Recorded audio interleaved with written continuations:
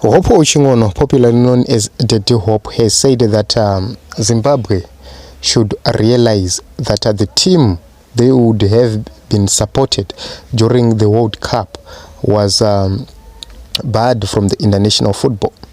On his tweet, he says, the morning after when you realize that the team you should have been supporting is actually banned from international football, not only that, but also that all the stadiums are banned for international football. The government that sank us into this sewer doesn't care about it. This is very true. If you look at Zimbabwe right now, they cannot play in COSAFA.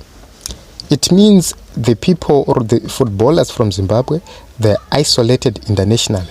Not because of any sanctions, not because of any restriction from any other country, but because of the government of Zimbabwe's incompetency, because of the government of Zimbabwe's interference in each and every institution, because of corruption, because of looting. Zimbabwe is isolated. Zimbabwe cannot play MACAF games. Why?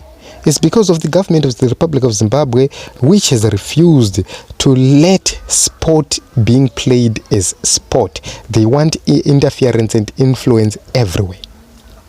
Look at African football. Zimbabwe cannot have the national team play in Africa, cannot have the national team play in SADC, cannot have the local teams play on international level for CAF games or for international World Cup whatsoever. Zimbabwe was barred or was banned from World Cup because of ZANU-PF interference in the sporting activities. If you come to Zimbabwe today and say Zimbabwe is readmitted into the national football, into the international football, you will see that Zimbabwe will not be able to play its games on its own soil. Zimbabwe will have to hire grounds from Zambia or from South Africa or from Mozambique or from Malawi. Why? It's because all the stadiums in Zimbabwe, all the grounds in Zimbabwe, they are only suitable for political rallies, not for football matches. That does not have anything to do with sanctions. That is about corruption, incompetence, looting, which does not prioritize its own people. So long so long even they don't care about anybody else. They don't care about the civil servants, they don't care about football players, they don't care about athletes, they don't care about patients, they don't care about anything and anybody. They care about themselves.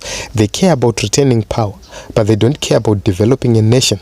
They care about who is going to be the next president, but they don't care about what kind of future are we preparing for the people of Zimbabwe and for the next generations. They don't care about that. When you hear them talking about vision, Chakati, vision, Chakati, vision, Chakati, it's not about you and me, it's about them. What do we do? Register to vote. What do you do? Go and vote. Not for ZANU-PF people, but for a competent MP, for a competent councillor and a competent president.